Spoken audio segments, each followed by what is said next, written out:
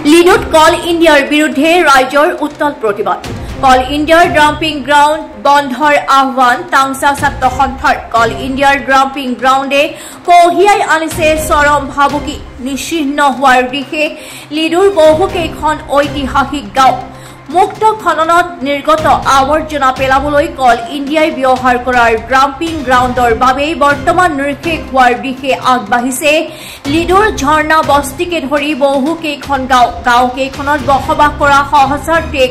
পৰিয়াললৈ কল ইণ্ডিয়াই মাটি খালী কৰাৰ জাননী প্ৰদান কৰাৰ পাছতে বাসস্থান হেৰুৱাৰ শংকাত ভুগিছে 700ৰো অধিক পৰিয়ালে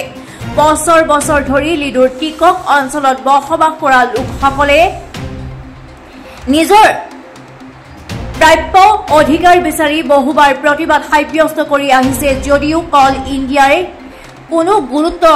প্ৰদান নকৰাৰ অভিযোগ স্থানীয় ৰাইজৰ লিডুৰ মালুক পাহাৰত আজি টাংচা ছাত্ৰ সন্থাই স্থানীয় ৰাইজৰ সহযোগত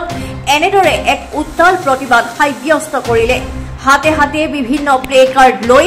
পুৰুষ মহিলাসকলে নানান চৰকাৰ বিৰোধী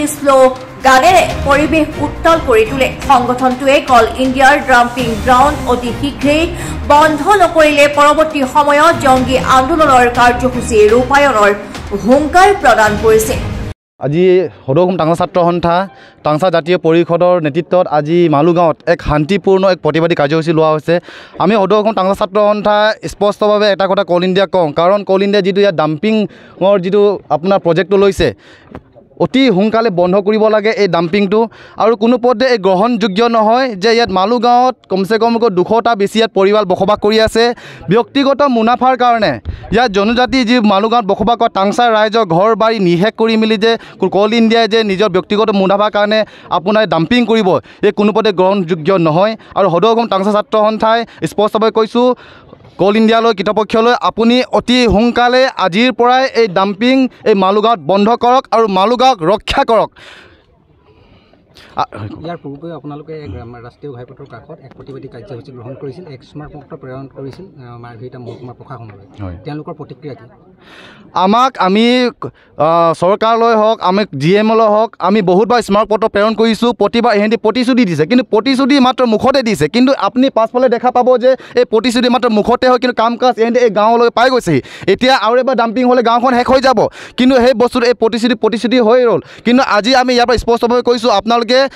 নিজৰ প্ৰতিশ্ৰুতি ৰক্ষা কৰক আৰু মালুগাঁৱক ৰক্ষা কৰক আৰু আপোনালোকৰ প্ৰজেক্টটো আমি কল ইণ্ডিয়া বিৰোধিতা নহয় কল ইণ্ডিয়া কৰক কল ইণ্ডিয়া চলক আজি কল ইণ্ডিয়া আজি টাংচা সমাজে বা কল ইণ্ডিয়ালৈ ধুনীয়া মধুৰ সম্পৰ্ক হৈ থকাৰ কাৰণে আজি ক'ৰবাত কল ইণ্ডিয়া আৰু আমাৰ মাজত মিলাপ্ৰীতি মৰম চেনেহ আছে এই সম্পৰ্ক জীয়াই থ'ব লাগে আৰু কল ইণ্ডিয়া আমি চলি থকাৰ বিচাৰোঁ কিন্তু আপোনাক মই কল ইণ্ডিয়াক অনুৰোধ কৰিছোঁ আপুনি এই জনজাতি এই টাংচা গাঁওখন নিশেষ কৰি মিলে কল ইণ্ডিয়া চলাত আমি ইয়াত ঘূৰ বিৰোধিতা সদৌ টাংচা ছাত্ৰ সন্থাই আৰু এটা কথা কওঁ যদি অনাগত দিনত যদি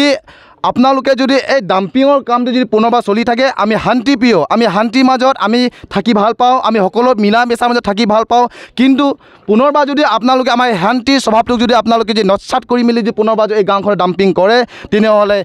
আহি থকা দিনত এই মালুগাঁও ৰাইজ সদৌ টাংচা ছাত্ৰ সন্থাৰ নেতৃত্বত বা টাংচা জাতীয় পৰিষদৰ নেতৃত্বত এই ৰাজপথত যেতিয়া আহিবলৈ বাধ্য হ'ব ইতিমধ্যে উপযুক্ত বক্তাই কোৱাৰ দৰে যে ইয়াত আমি কোনো পদে জগৰীয়া নহওঁ ইয়াত কল ইণ্ডিয়া জগৰীয়া হ'ব অথবা ইয়াত আমাৰ মাৰ্ঘেৰিটাৰ পৰা ভিডিঅ' জাৰ্নেলিষ্ট দীপকৰ সৈতে হেমন্ত গগৈ ৰিপৰ্ট জনজাগৰণ লাইভ